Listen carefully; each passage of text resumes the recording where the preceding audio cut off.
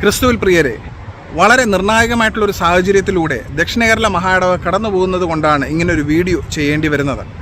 ഏത് വിധേനയും വിശ്വാസികളുടെ വോട്ടവകാശങ്ങൾ നിഷേധിച്ചുകൊണ്ട് ധാർഷ്ട്യത്തോടുകൂടി ഏകാധിപത്യപരമായിട്ടുള്ള സമീപനത്തോടുകൂടെ മെയ് 5 ഒരു ഇലക്ഷൻ നടത്തി അധികാരം നിലനിർത്താൻ വേണ്ടി ദക്ഷിണ കേരള മഹായിടവക അഡ്മിനിസ്ട്രേറ്റീവ് കമ്മിറ്റിയും അതിൻ്റെ സെക്രട്ടറിയും നെട്ടോട്ടം ഓടുന്ന ഈ സാഹചര്യത്തിൽ വിശ്വാസികളായ നമ്മുടെ ചുമതല എന്താണ്? 2 കാര്യങ്ങൾ പറഞ്ഞുകൊണ്ട് ഈ വീഡിയോ വളരെ വേഗത്തിൽ നിർത്താം എന്ന് ഞാൻ ആഗ്രഹിക്കുന്നു. ഒന്നാമതായി, നമ്മുടെ കടമ എന്താണെന്ന് നാം മനസ്സിലാക്കി ഉണർന്ന് പ്രവർത്തിക്കേണ്ട സാഹചര്യമാണ് ഇത്. ഉദാഹരണം, പളുകൽ സഭയിൽ കഴിഞ്ഞ ഞായറാഴ്ച അവിടെയുള്ള സഭാ ശുശ്രൂഷകൻ പരസ്യം പറഞ്ഞു, ദക്ഷിണ കേരള മഹായിടവകയുടെ കോടതിയിൽ നിന്ന് ലഭിച്ച നിർദ്ദേശമനുസരിച്ച് ഫൈനൽ വോട്ടർ പട്ടിക പ്രസിദ്ധീകരിക്കാൻ പാടില്ല എന്നും അതുകൊണ്ട് ഫൈനൽ വോട്ടർ പട്ടിക പ്രസിദ്ധീകരിക്കുന്നില്ല എന്നും. മഹായിടവക കോടതിയുടെ നടപടി പ്രകാരം ഫൈനൽ വോട്ടർ പട്ടിക പ്രസിദ്ധീകരിക്കുന്നത് താൽക്കാലികമായി നിർത്തിവെച്ചിരിക്കുന്നതിനായി മഹായിടവക കോടതി അറിയിച്ചിരിക്കുന്നു. ദക്ഷിണ കേരള മഹായിടവകയിൽ നിയമപരമായി കോൺസ്റ്റിറ്റ്യൂട്ട് ചെയ്ത ഒരു മഹായിടവക കോടതി ഇല്ല, അങ്ങനെയുള്ള അധികാരികളും ഇല്ല. അങ്ങനെയെങ്കിൽ അവർക്ക് അങ്ങനെ ഒരു നടപടി എടുക്കാനും സാധിക്കില്ല. ഇല്ലാത്ത മഹായിടവക കോടതി, ഇല്ലാത്ത നടപടികൾ, അതിൻ്റെ അടിസ്ഥാനത്തിൽ ഫൈനൽ വോട്ടർ പട്ടിക പ്രസിദ്ധീകരിക്കില്ല എന്ന് പരസ്യം പറയുന്ന അച്ഛൻ. പ്രിയ വിശ്വാസ സമൂഹമേ, ഫൈനൽ വോട്ടർ പട്ടിക പ്രസിദ്ധീകരിക്കേണ്ട ചുമതല ആ സഭയിലെ ശുശ്രൂഷകനാണ്, പ്രസ്ബിറ്ററിയൻ ചാർജനാണ്. അദ്ദേഹം ഇതുപോലുള്ള കപട മഹായിടവക കോടതിയുടെ സർക്കുലറിൻ്റെ അടിസ്ഥാനത്തിൽ അത് പ്രസിദ്ധീകരിക്കാതെ ഇരിക്കുകയാണെങ്കിൽ കുറ്റക്കാരൻ അദ്ദേഹം മാത്രമാണ്. വിശ്വാസികളായ നാം എന്ത് ചെയ്യണം?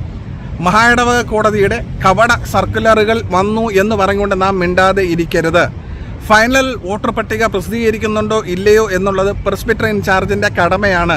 അയാളത് ചെയ്തില്ലെങ്കിലും നോമിനേഷൻ കൊടുക്കേണ്ട ദിവസം തന്നെ കരട് വോട്ടർ പട്ടികയിലുള്ള നിങ്ങളുടെ പേരിൻ്റെ അടിസ്ഥാനത്തിൽ നിങ്ങളുടെ നോമിനേഷൻ നിങ്ങൾ അയക്കുക. ആ അയക്കുമ്പോൾ ആർക്കൊക്കെ അയക്കണം? മഹായിടവക പാസ്റ്റൽ ബോർഡ്, മഹായിടവക ബിഷപ്പായിരിക്കുന്ന ഫ്രാൻസിസ് ബിഷപ്പ്, അഡ്മിനിസ്ട്രേറ്റർമാരായിരിക്കുന്ന സിനഡിൽ ചാർജ് എടുത്ത 2 അഡ്മിനിസ്ട്രേറ്റർമാർ, അവരുടെ ചുമതലയിലിരിക്കുന്ന ഭാസ്കരൻ എന്ന് പറയുന്ന റിട്ടയർഡ് ജഡ്ജ് അവർകൾ, ഇവർക്കെല്ലാവർക്കും നിങ്ങൾ നോമിനേഷൻ അയക്കുക. നോമിനേഷൻ അയക്കുമ്പോൾ സഭയുടെ സാഹചര്യം കൂടെ അതിനകത്ത് പറഞ്ഞു വേണം നോമിനേഷൻ നിങ്ങൾ അയക്കാൻ. മെയിലും അയക്കുക, രജിസ്റ്റേർഡ് വിത്ത് അക്നോളജ്മെൻറ്റും നിങ്ങൾ അയക്കേണ്ടതാണ്. ഒരിക്കൽ കൂടെ ഞാൻ ആവർത്തിക്കട്ടെ, ഇല്ലാത്ത നിയമത്തിൻ്റെ പേരിൽ, ഇല്ലാത്ത കോടതിയുടെ പേരിൽ സഭയിലിരിക്കുന്ന പ്രസ്ബിറ്ററിയൻ ചാർജ് ഫൈനൽ വോട്ടർ പട്ടിക പ്രസിദ്ധീകരിച്ചില്ല എന്ന് കരുതി നിങ്ങൾ മിണ്ടാതെ ഇരിക്കരുത്. ഒരു സഭയിലെ അംഗമെന്നുള്ള നിലയിൽ നിങ്ങളുടെ അവകാശങ്ങൾ നിങ്ങൾ ചോദിച്ചു വാങ്ങിയേ മതിയാകത്തുള്ളൂ. നിങ്ങളുടെ നോമിനേഷൻ സമർപ്പിക്കേണ്ട അതേ ദിവസം കരട് വോട്ടർ പട്ടികയിലകത്ത് പേരുള്ളവരെല്ലാവരും നോമിനേഷൻ സമർപ്പിക്കുക. വോട്ടവകാശം നിഷേധിക്കപ്പെട്ടിട്ടുള്ളവരും അതിൻ്റെ അടിസ്ഥാനത്തിൽ നിങ്ങളുടെ പരാതികൾ എത്തേണ്ടടുത്ത് എത്തിക്കുക. എന്തുകൊണ്ടെന്നാൽ ചെന്നൈ ഡിവിഷൻ ബെഞ്ചിൻ്റെ വിധി വായിച്ചു നോക്കുമ്പോൾ 79ാമത്തെ പാരഗ്രാഫിലും 93ാമത്തെ പാരഗ്രാഫിലും ഡയോസിഷൻ എലക്ഷൻ കണ്ടക്ട് ചെയ്യാനുള്ള ചുമതല കൂടെ അഡ്മിനിസ്ട്രേറ്റർമാരിൽ നിക്ഷിപ്തമായിട്ടുണ്ട്. അതുകൊണ്ട് അതാത് സമയങ്ങളിൽ ചെയ്യേണ്ട കാര്യങ്ങൾ സഭകൾ ചെയ്യുക. അച്ഛന്മാർ പുൾപിറ്റിൽ നിന്ന് പറയുന്ന പരസ്യങ്ങൾ മുഖവിലയ്ക്കെടുക്കണമെന്നില്ല. നിങ്ങളുടെ അവകാശങ്ങൾ നിങ്ങൾ മനസ്സിലാക്കുക. അവകാശങ്ങൾ നിഷേധിക്കുന്ന മഹായിടവക അഡ്മിനിസ്ട്രേറ്റീവ് കമ്മിറ്റിയും അവരുടെ നടപടികളെയും മാറ്റി നിർത്തുക. അതിനും മുകളിൽ മറ്റ് കമ്മിറ്റികൾ വന്നിട്ടുണ്ട്. അഡ്മിനിസ്ട്രേറ്റീവ് കമ്മിറ്റി ഏത് നിമിഷവും പുറത്തു പോകേണ്ട അവസ്ഥയിലിരിക്കുന്നു. അതിന് മുകളിലും സിനഡിൽ ചാർജ് എടുത്ത അഡ്മിനിസ്ട്രേറ്റർമാരെയും ഫ്രാൻസിസ് ബിഷപ്പിനെയും കാര്യങ്ങൾ അറിയിച്ചുകൊണ്ട് മുന്നോട്ട് പോകാനായിട്ടുള്ള പരിശ്രമങ്ങൾ നിങ്ങൾ ചെയ്യുക. നിങ്ങൾക്ക് എന്ത് സഹായത്തിനും ഈ താഴെ കാണുന്ന നമ്പറുമായിട്ട് ബന്ധപ്പെടാവുന്നതാണ്.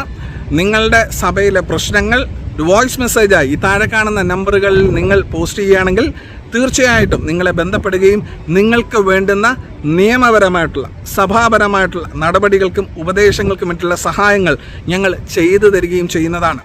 അതുപോലെ കഴിഞ്ഞ ദിവസം ഞാൻ പറഞ്ഞതുപോലെ നാം ചെയ്യേണ്ട മറ്റൊരു പ്രധാനപ്പെട്ട സംഭവമാണ് നമ്മുടെ 610 സഭകളിലും ഇന്നത്തെ ദക്ഷിണ കേരള മഹായിടവകയുടെയും CSIയുടെയും വിഷയങ്ങളെ മാത്രം പ്രതിപാദിച്ചുകൊണ്ട് നിങ്ങളുടെ പ്രാർത്ഥനകൾ തുടങ്ങട്ടെ. എല്ലാ ദിവസവും, ഞായറാഴ്ചയുള്ള പ്രാർത്ഥനയല്ല, എല്ലാ ദിവസവും 1 മണിക്കൂറെങ്കിലും ഈ വിഷയങ്ങൾക്ക് വേണ്ടി സഭകൾ ഓൺലൈനിലോ നേരിട്ടോ ഒരുമിച്ച് കൂടി വന്നിരുന്നുള്ള പ്രാർത്ഥനകൾക്ക് നിങ്ങൾ തുടക്കം കുറിക്കുക. തീർച്ചയായിട്ടും വലിയൊരു മാറ്റത്തിന് മഹായിടവകയും CSIയും സാക്ഷ്യം വഹിക്കുന്ന ഈ ദിവസങ്ങളിൽ അതിൻ്റെ ഭാഗമാകാൻ നമുക്ക് ഓരോരുത്തർക്കും സാധിക്കട്ടെ. ദൈവം നമ്മളെ ഏവരെയും സമൃദ്ധിയായിട്ട് അനുഗ്രഹിക്കട്ടെ.